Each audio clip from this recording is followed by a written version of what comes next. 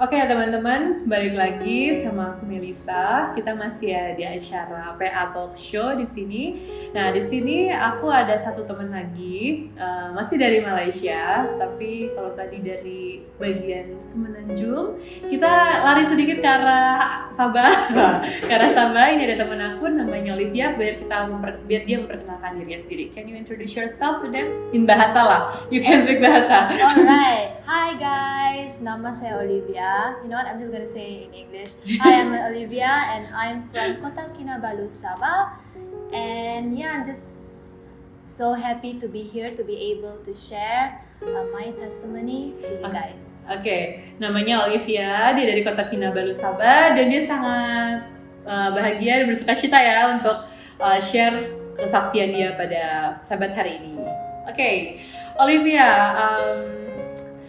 yeah, we just want to know how is your previous life before you know God? Yeah, I know you really committed life to have a committed life to God now, but can you share to us like a little bit about your background story about your life? Jadi dia akan cerita sedikit tentang latar belakang dia sebelumnya. Silakan. About the past, Olivia. Let me tell you. Oke, biasa ceritain tentang Olivia masa lalu. I was actually born and raised in an Adventist family. Saya ini sebenarnya dilahirkan dan dibesarkan di keluarga Advent. I'm the eldest among my siblings. Saya yang paling tua di antara saudara-saudara saya. Even though I was born in an Adventist family, I learned about the truth. Walaupun saya lahir di keluarga Advent, ya kita tahu ya bahwa si Olivia ini belajar tentang kebenaran. I learned about Sabbath truth. I learned about unclean food, tithes and offerings. Dia udah tahu lah sebelumnya kan tentang hari Sabat, tentang makanan-makanan yang sehat dan yang nggak sehat, dan juga tentang perpuluhan persembahan. But I wasn't happy. Tapi dia nggak bahagia. That's because I didn't know God. I didn't have a personal relationship with Him. Karena dia merasa bahwa dia nggak memiliki benar-benar hubungan pribadi dengan Tuhan. And I especially had issues with keeping the Sabbath. Dia juga memiliki satu masalah dalam menyucikan hari Sabat, memelihara hari Sabat. Yes, I would go to church, but simply because my parents would go to church. Ya, dia akan pergi ke gereja, tapi ya karena memang dia harus pergi ke gereja, karena orang tua pergi ke gereja. Sama kan kayak kita banyak yang kayak gitu kan. And I would go simply because of obeying my parents and just to show my face. Saya cuma pergi ke gereja karena mau menurut sama orang tua dan biar orang-orang lihat saya pergi ke gereja kan ya. And back then I was super shy, super introvert. Dan waktu itu Olivia ini sangat pemalu sekali dan juga sangat introvert. To the point that I would refuse to socialize with the church members. Dan dia pada saat itu juga dia akan menolak untuk bersosialisasi dengan anggota-anggota gereja. I wouldn't want to join any youth activities, church activities in general. Dia nggak akan mau ikut-ikutan acara-acara PA, acara-acara gereja secara umum. And imagine it was hard for my mom to get me to participate in baptism class. Jadi bayangin lah pada saat itu orang tua dia ini sangat susah untuk ngajak dia untuk ikut kelas baptisan. So I was baptized at the age of 14 and it was I don't know why it was considered late in our church. Iya, dia dibaptis pada umur 14 tahun dan nggak tahu kenapa itu udah dianggap sebagai terlambat ya pada umur segitu. And I remember I got baptized at the Tamparuli River. Saya ingat waktu itu dia dibaptis ini di Sungai Tamparuli di salah satu kota di Sabah. Definitely it was a happy event because I was baptized during the 100th anniversary of Adventist came to Sabah. Jadi itu adalah suatu momen yang sangat menyenangkan karena pada saat dia baptisan dia itu adalah perayaan 100 tahun Advent masuk ke Sabah. And I thought, I'm just one foot closer to heaven's gate. Wah, jadi dia pikir saat itu, saya udah satu langkah lagi lebih dekat kepada pintu gerbang surga. And after my baptism day, everything went back to normal. Tapi setelah hari baptisan saya, hari baptisannya dia, semuanya balik normal. So as how I mentioned, I didn't have any personal relationship with God. Jadi seperti yang saya bilang tadi, seperti yang dia bilang tadi sebelumnya, dia tuh nggak punya hubungan pribadi dengan Tuhan. Character-wise, I was short-tempered. I would get angry easily. Jadi kalau bicara soal tabiat, bahwa dia tuh orang yang sangat tidak sabaran, dia gampang marah. People wouldn't believe me because when I'm outside, not with my family, I would put on a mask. Orang-orang akan percaya sama dia karena ketika dia di luar, dia nggak sama keluarganya, dia akan pakai masker. Wow. A mask, showing others that I'm such a good girl. Oh, oke. Dia akan nunjukin kepada orang-orang bahwa dia tuh benar-benar emang anak baik gitu. But back at home, I would just say things freely, easily. I would scold my siblings. I would be rude to my parents. Tapi kalau balik ke rumah, dia benar-benar jadi orang yang berbeda. Dia jadi orang yang kasar, bisa bahkan kepada saudara-saudara, kepada orang tua jadi orang yang berbeda. I would curse. I was very impatient. Dia katanya dia akan mengumpat, dia akan benar-benar apa tadi? Impatient. Tidak sabar. Yeah. And yeah, so when I graduated from high school, I came to KL for A levels. Jadi waktu dia tamat dari SMA, dia pergi ke Kuala Lumpur untuk A level itu seperti kayak pre-university ya. Seperti sebelum masuk ke universitas. And then when I came here, I thought, wow, I finally have the freedom that I want. Jadi pada saat dia pergi ke KL, dia pikir, wah akhirnya aku dapetin nih kebebasan yang aku mau. I can just do anything I want. My parents are not here with me. Dia pikir bahwa wah aku bisa ngelakuin apa aja yang aku mau, orang nggak ada orang tua aku di sini kok. Which means I can skip church whenever I want. Artinya aku bisa nggak pergi ke gereja kalau aku mau gitu, kapanpun aja aku mau gitu. Of course, my past life, it wasn't that extreme to the point that I would involve in alcohol, drugs. Ya mungkin masa lalu saya nggak se-ekstrim kayak terlibat di alkohol atau obat-obatan. But character-wise and in terms of keeping the Sabbath, staying true to God, it didn't exist. Tapi bicara soal karakter, bicara soal menyucikan hari Sabat, ya itu semua. And when people would ask me to come to church, I would say yes and sometimes no. It depends on my schedule. Okay. Jadi ketika orang-orang tanya sama saya tentang gereja, ngajak ke gereja, dia ini akan bilang kayak kadang iya, kadang enggak ya, tergantung sama jadwal saya gitu. Oh, and I still remember when I was younger, I got invited to a birthday party. Jadi saya masih ingat waktu dia masih muda, dia diundang ke satu acara ulang tahun. It was on a Saturday. Itu hari Sabtu. And of course my parents wouldn't let me, participate in the party. Ya pastinya ya, orang tuanya nggak akan ngasih dia untuk ikut ke acara ulang tahun itu. And I got super mad. I got super angry to the point I told God, I don't want to be a Seventh-day Adventist. I do not even want to be a Christian. Dan dia sangat marah pada saat itu karena nggak diizinkan. Dia sampai marah sama Tuhan, bilang, Tuhan bahkan saya nggak mau jadi orang Advent, bahkan saya nggak mau jadi seorang Kristen. I'm missing out all the good things in life. I have less friends just because I don't get to attend their party. Saya menjadi kurang teman, jadi kurang bergaul karena pada masa nggak bisa datang ke acara ulang tahun itu. And I had the audacity to tell God, I want to convert to Muslim.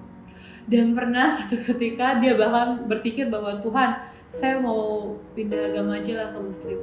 I was at a very rebellious stage at the time. Itu adalah masa-masa yang paling membangkang dalam hidup saya. So, okay. I think this is the first time you know about this. Bahkan saya juga baru tahu ini. Okay. Yeah, so that was how the Olivia back then. Ya, jadi kita sudah lihat inilah Olivia sebelumnya, the previous Olivia, oke. Bahkan aku sendiri juga nggak nyangka bahwa dia bakal bisa seperti ini pada zaman itu. Oke, itulah ya kehidupan Olivia sebelumnya ya. Dan sekarang sama seperti tadi sama Peter juga kita pengen tahu juga gimana sih akhirnya Olivia ini, gimana dia turn back gitu, gimana dia, poin apa yang bikin dia akhirnya ketemu Tuhan dan berubah mau menjadi seorang yang mengikut Tuhan yang sejati. How can you share to us like the turning point why you finally choose God than the worldly one? Okay. Despite how disobedient I was, Di balik semua ketidakmenurutan saya pada zaman itu, okay, and just to tell you guys, I didn't do well in my A levels.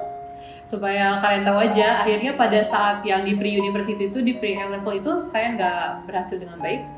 Okay, so being a disobedient child atau God in my degree life, I really want to do well. Oke, jadi pada masa itu saya bilang sama Tuhan, Tuhan nanti di universitas saya mau melakukan yang baik, melakukan yang terbaik. And lo and behold, He allowed me to experience that. Dan Dia mengizinkan saya untuk mengalami hal itu. I got A's, I got good grades every time. Wow, Dia pada saat itu Dia mendapatkan nilai-nilai yang bagus setiap saat. But I wasn't happy. Tapi Dia masih nggak bahagia. I felt like there's something that I really need. There's a hole in my heart, but I need it to be filled. Dia masih merasa ada yang kurang dalam hidupnya, ada sesuatu, masih ada lubang dalam hati dia yang belum tercapai. Ya. No, I had friends. At this point of time, I actually learned to socialize to people. Dia pada saat itu sudah mulai punya banyak teman dan mulai bersosialisasi dengan orang-orang. And people actually looked up to me because I was one of those smart genes. Dan orang-orang pada saat itu ya melihat baik ke saya karena mereka melihat saya adalah seorang yang pintar ya, seorang yang cerdas. But I just wasn't happy. So I told God, I do not know what I need, but I need you to supply that for me. Dan dia bilang sama Tuhan bahwa Tuhan, saya tidak tahu apa yang saya butuhkan, saya membutuhkan Engkau untuk menyediakan itu untuk saya. And at that point of time also, I was keeping the Sabbath. Pada saat itu juga saya tidak menunjukkan hari Sabat. Yeah, I didn't go to church. Dia tidak pergi ke gereja. I would use Sabbath as, how do you call it? Like a card, you know? Jadi dia akan pakai Sabat itu cuma sebagai kartu. So what do I mean by this? Jadi artinya, Okay. So if there's any classes on Sabbath, jadi kalau ada kelas nih hari Sabat, I say, oh, I'm a Seventh-day Adventist, I need to go to church. jadi saya akan bilang bahwa, wah saya ini seorang Advent, saya harus pergi ke gereja hari Sabtu. But if there's any community work on the Sabbath, Tapi kalau misalnya ada kegiatan komunitas hari Sabat organized by the university club, yang dibikin sama anak-anak muda atau sama gereja, I'm like, okay, count me in. I'll be the first one to be there. oke, dia akan bilang bahwa oke, saya akan jadi orang pertama yang ada di sana. Again, I was still trampling with God's Sabbath. Ya, dia juga masih bergumul juga tentang hari Sabat. Somehow I knew it was not right. Dan pada saat itu dia berpikir bahwa memang ini nggak benar. And I really believe that's the source of why I wasn't happy. Dan akhirnya dia menyadari bahwa inilah sumber kenapa dia nggak bahagia. Because I knew it was just not right. Karena dia mengetahui bahwa ini nggak benar.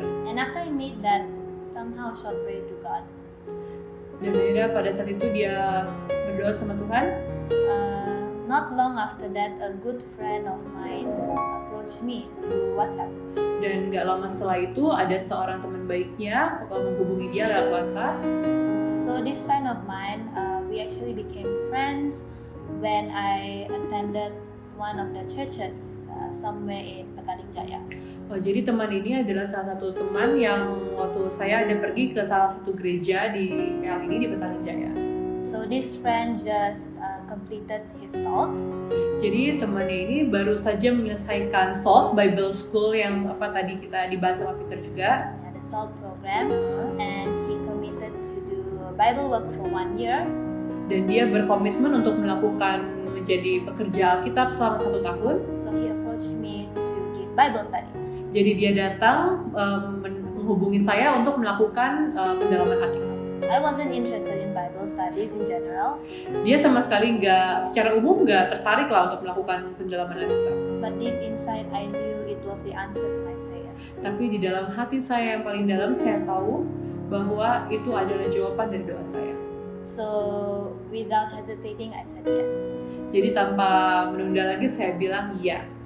So I had my first Bible study at a cafe.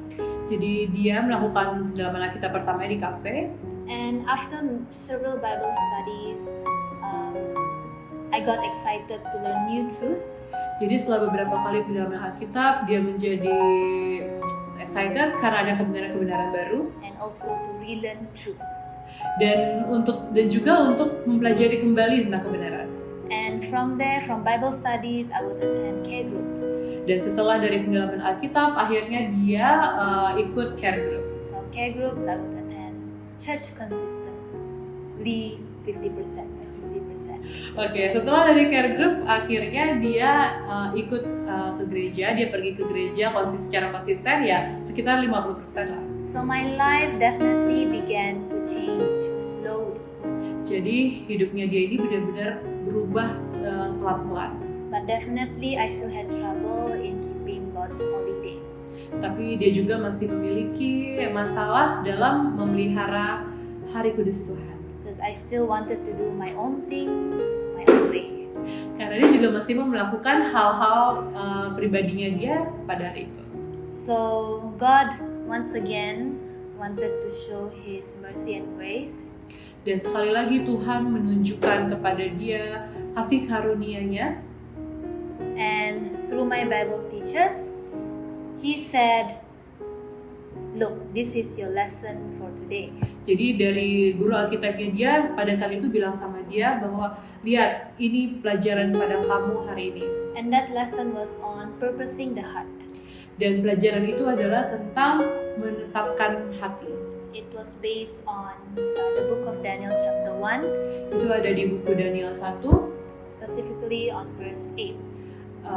khususnya pada ayat 8. And and I asked God, I asked my Bible teachers, Dan teman-teman tahu, saya tanya sama Tuhan, saya tanya sama guru Alkitab saya, what do you want me to learn from the book of Daniel chapter 1? apa yang kamu mau aku belajar dari buku Daniel pasal 1? And from there I was challenged to be like the courageous Daniel.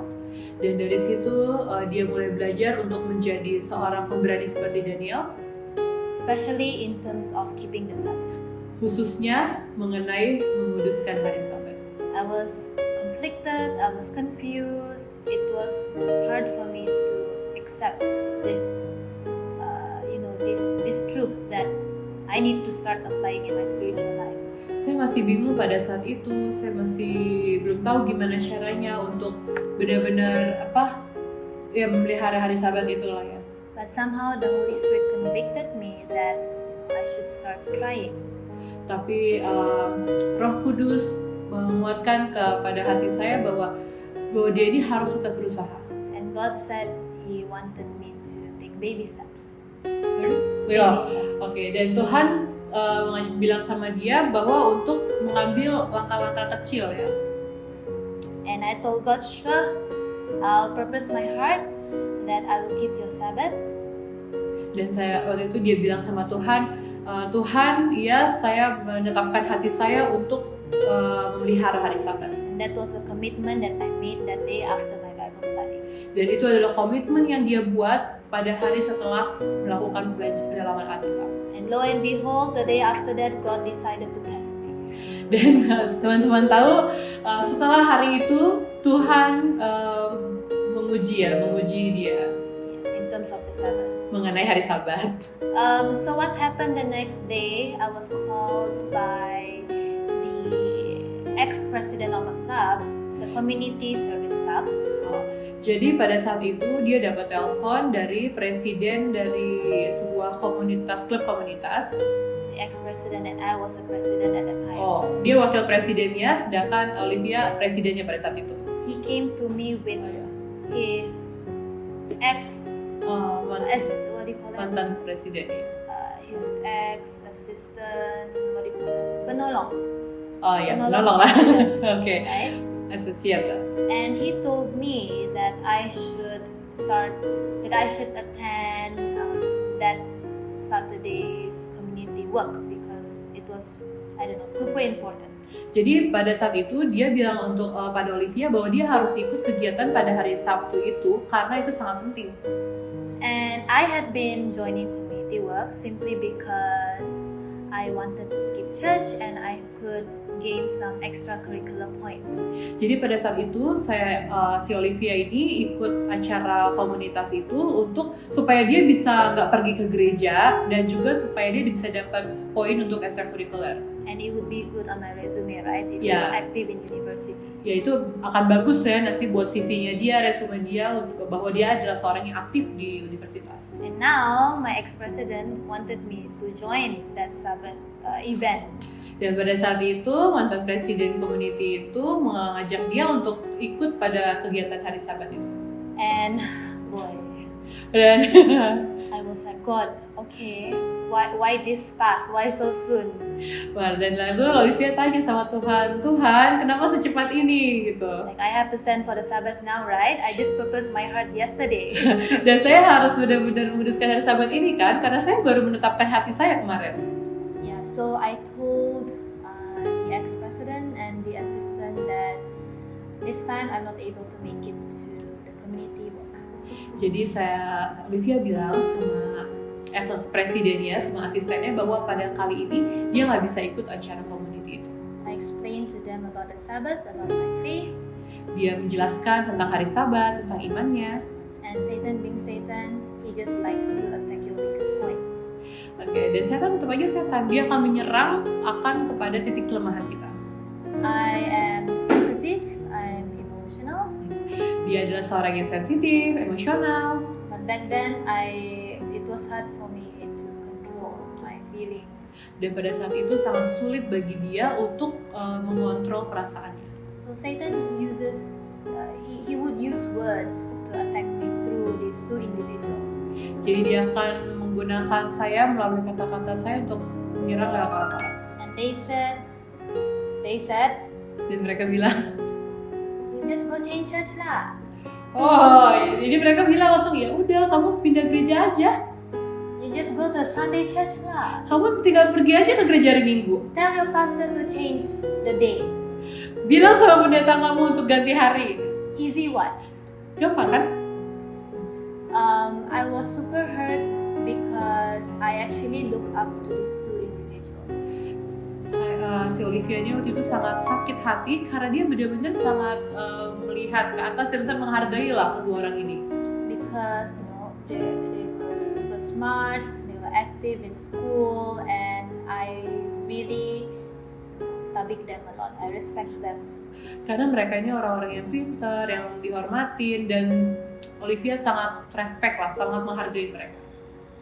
But after being, treated that way, I was on the verge of crying.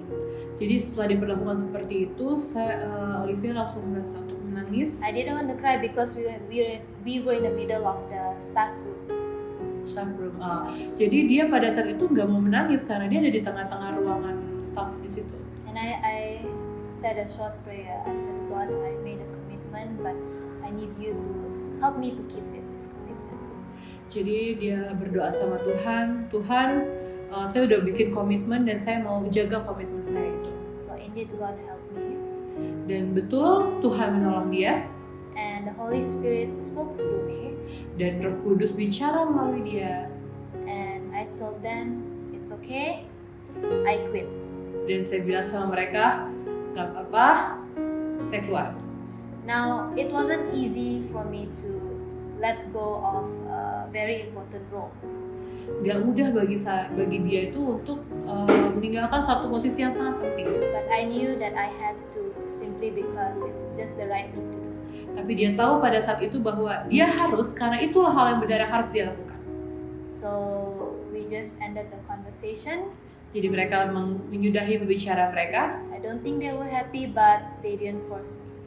Ya, saya pikir mereka tidak suka akan keputusan saya itu, tapi mereka juga nggak maksa saya. And I thought, whew, end of story. Jadi akhirnya pada saat itu dia pikir, wah udah selesai deh semuanya. Thank God for your delivering me out of that situation. Terima kasih Tuhan udah menyelamatkan saya dari situasi seperti itu. But no, God said there's more. Tapi enggak, Tuhan bilang masih ada lagi. The next day, Hari berikutnya, someone in a group that I was in, another club, jadi ada seseorang di kelompok yang berbeda. he was asking, hey everyone, we need to have a meeting and I need to know which days are you available to attend the meeting. Jadi pada saat itu orang itu bertanya kepada mereka, semuanya mereka mau ada meeting. Jadi hari apa yang paling pas lah untuk melakukan meeting itu? Everyone said Friday night. Dan semua orang bilang Jumat malam. I was the only one to say Thursday night. Cuman dia aja yang bilang Kamis malam. And I knew something would happen. Dan dia tahu sesuatu akan terjadi. So the guy who initiated the question DM me personally. Jadi orang yang tadi bertanya tentang pertanyaan itu, dia message Olivia secara pribadi. He said, hi, since you're the only odd one there, can you just attend our Friday meeting? Oke, dia bilang ya karena cuma kamu aja yang berbeda, ya udah kamu datang aja ke meeting hari Jumat malam. He's also a good friend of mine, so I decided, look, I can't because I'm going to care group. It's the Sabbath. Dia juga akhirnya dia bilang bahwa dia nggak bisa datang karena dia harus pergi ke care group karena itu hari Sabat. One thing about Satan is that he likes to dig up your past. Satu hal tentang setan, dia suka sekali untuk menggali lagi akan masa lalu kita. So Satan said through this guy friend of mine. Jadi setan bicara melalui teman yang satu tadi itu. He was like, it's not like you never skip care group. Nah, itu nggak kayak, itu nggak kayak kamu nggak pernah skip care group aja pada hari Sabat. You always hang out with us, go out for dinner. Kamu aja selalu pergi sama kita kok, pergi makan malam keluar. Then why can't you attend the Friday meeting? Kenapa kamu nggak bisa datang ke rapat hari Jumat malam? I was super emotional. Wah, dia pada saat itu emosional sekali. It was a good thing that it was done through text, so I would just cry easily. Oke, untungnya itu terjadi hanya lewat teks atau chat ya, jadi dia bisa nangis aja. It was hard for me because the previous event it was challenging and now I had another challenge to go through.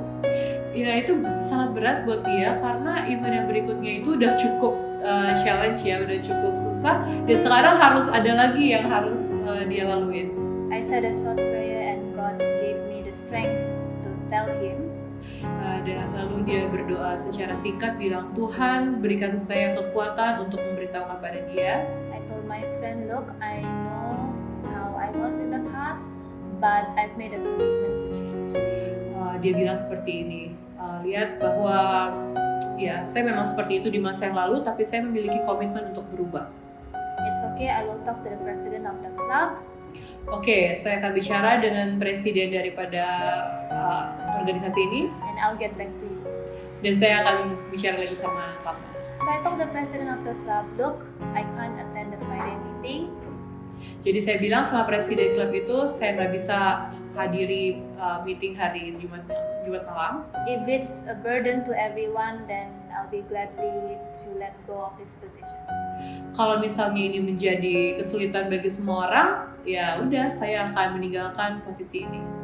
I was surprised that I was able to say such things, to let go of another position. Ya saya terkejut saya bisa mengatakan hal itu bahwa saya berani untuk meninggalkan posisi lain lagi. But God being so graceful and merciful, He worked through this president and said, it's okay, you don't have to be there, I respect your belief, just go. Tapi Tuhan punya kasih karunia yang luar biasa sama saya. Dia akhirnya presiden itu bilang sama saya, it's okay, nggak apa-apa kamu nggak usah datang ke meeting ini, just pergi aja menghadiri acara kepercayaan kamu. And from this event, I could truly see how God wants me to keep the Sabbath. Jadi dari kejadian ini, Olivia menyadari bahwa Tuhan benar-benar mau dia untuk menguduskan hari Sabat.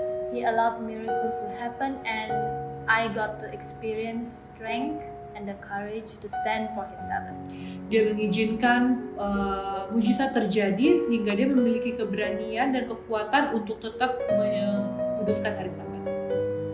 Amazingly, only after like a day of that Bible study, not Dan- even 24 hours. Ya, dan itu sangat amazing ya, maksudnya sangat luar biasa karena itu terjadi benar-benar 1 hari setelah belajar Alkitab itu, bahkan nggak sampai 24 jam.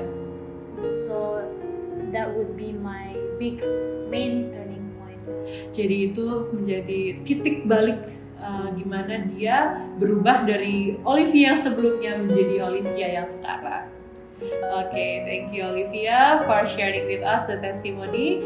I hope your testimony also can be like lessons for every youth in Indonesia. And thank you for sharing also. Jadi makasih ya, kita udah dengerin kesaksian dari Olivia yang sangat menguatkan kita bahwa memang terkadang walaupun kita lahir secara Advent, kita tahu kebenaran, tapi kita juga masih nggak bisa menghidupkan kebenaran itu, apalagi di dunia yang udah semakin parah kayak gini ya. Tapi dari pengalaman kehidupan Olivia, dia bisa menyaksikan bahwa saat dia menetapkan hatinya untuk benar-benar berkomitmen sama Tuhan, banyak musibah, banyak kejadian yang akan terjadi, tapi kalau kita minta sama Tuhan, itu semua juga akan Tuhan kuatkan. Thank you once again for coming and to share the testimony, and God bless you. God bless everyone.